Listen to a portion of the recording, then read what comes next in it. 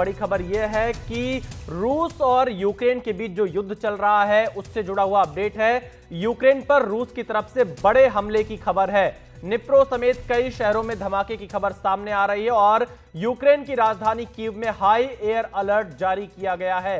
यह इस वक्त की बड़ी खबर है। थोड़ी देर पहले यह खबर सामने आई थी कि रूस के एक शहर में ड्रोन जाकर टकराया था एक इमारत से और आशंका यूक्रेन की तरफ व्यक्त की जा रही थी कि यूक्रेन की तरफ से ड्रोन हमला किया गया है। और उस खबर के थोड़ी ही देर बाद अब यह बड़ी खबर आ रही है कि रूस की तरफ से बड़ा हमला किया गया है। निप्रो समेत कई शहरों में धमाके की आवाज आई है। राजधानी कीव में हाई अलर्ट जारी किया गया है। ये इस वक्त की बड़ी खबर है रूस यूक्रेन युद्ध से जुड़ी हुई।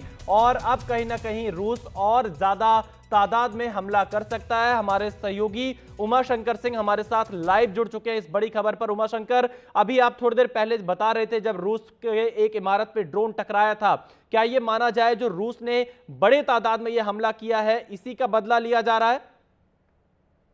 जी देखिए, जिस तरह से कोऑर्डिनेटेड तरीके से बड़ा हमला किया गया है उससे लगता है कि ये कई दिनों से प्लानिंग थी। और जैसा कि अभी जब हम यूक्रेन में थे तो 24 अगस्त को ये बताया जा रहा था कि बड़ा हमला हो सकता है, क्योंकि वो स्वतंत्रता दिवस था यूक्रेन का और इस मौके पर ऐसे मौके पर रूस की तरफ से बड़े हमले की आशंका जो है जताई जा रही थी। खैर वो तो नहीं हुआ, लेकिन आज जो है वो बड़ा हमला हुआ है, कई शहरों पर हमला हुआ है।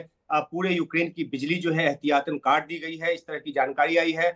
कीव में बिजली जो संकट है वो है और एडवाइजरी दी गई थी लोगों को, क्योंकि जैसे ही हवाई अलर्ट आया उसके साथ ही लोगों को इस बात की एडवाइजरी दी गई थी कि वो चार्ज करने वाली चीजों को, खासतौर पे मोबाइल आदि को चार्ज कर ले, क्योंकि कई घंटों तक या कई दिनों तक बिजली नहीं रह सकती है। जो अभी तक जानकारी आई है उसके मुताबिक तकरीबन 30 मिसाइल्स जो हैं वो यूक्रेन के ऊपर हैं और वो अलग अलग शहरों को निशाना बना रहे हैं। जो शहर अभी तक हमले की जद में आए हैं उसमें राजधानी कीव के अलावा खार्किव है, निप्रो है, क्रेमेंचुक है, क्रोपीविनित्स्की है, इसके अलावा ज़पोरिज़िया है और लुत्स्क है, जहां पर एक व्यक्ति के मारे जाने की खबर भी आई है और शहर के इंफ्रास्ट्रक्चर को भारी नुकसान पहुंचा है। पानी की आपूर्ति भी जो है वो रुक गई है। इसके अलावा खमेलनित्स्की है, ओडेसा और विनिसिया है। तो इन सब शहरों पर कई तरफ से हमला किया गया है। हवाई हमला किया गया है, जमीन से हमला किया गया है और साथ ही साथ समुद्र की तरफ से भी हमला किया गया है। तो अब तक का सबसे बड़ा हमला, हवाई हमला रूस की तरफ से यूक्रेन पर इसको माना जा रहा है। और ये भी जानकारी निकलकर सामने आई है कि जो हमला जो है एनर्जी इंफ्रास्ट्रक्चर को निशाना बनाकर किया गया है। तो बार बार रूस की तरफ से ये कोशिश रही है कि जो एनर्जी सेक्टर है यूक्रेन को, उसको इस हद तक प्रभावित कर दिया जाए, इस हद तक उसको नुकसान पहुंचाया जाए कि जो लोग हैं उनको दिक्कत हो और उसका दबाव जो है वो राष्ट्रपति ज़ेलेंस्की पे पड़े। क्योंकि यूक्रेन में इस बात को लेकर भी जानकारी आती रहती है कि युद्ध क्योंकि लंबा खिंचा है तो लोगों का संकट जो है वो बढ़ा है। और अभी जब हम यूक्रेन में थे तो लोग संकट में थे, हालांकि वो युद्ध को लेकर किसी भी तरीके से झुकने को तैयार नहीं है। खासतौर पे जो 5 इलाके एनेक्स कर लिए हैं रूस ने, वो वापस चाहते हैं यूक्रेन के लोग भी। और जो जिस तरह से कुर्स्क के इलाके में यूक्रेन की सेना जमी हुई है, 1000 स्क्वायर किलोमीटर से ज्यादा बड़ा इलाका जो है वो यूक्रेन के कब्जे में है। और द्वितीय विश्व युद्ध के बाद पहली बार ऐसा हुआ है कि रूस की जमीन पर जाकर विदेशी सेना बैठ गई और इससे रूस जो है वो बौखलाया हुआ है। अभी जब हमारी राष्ट्रपति ज़ेलेंस्की से मुलाकात हुई थी, यूक्रेन के राष्ट्रपति ज़ेलेंस्की से, तो उन्होंने साफ तौर पे ये कहा था कि जिस तरीके से यूक्रेन के लोगों को युद्ध का दर्द झेलना पड़ रहा है,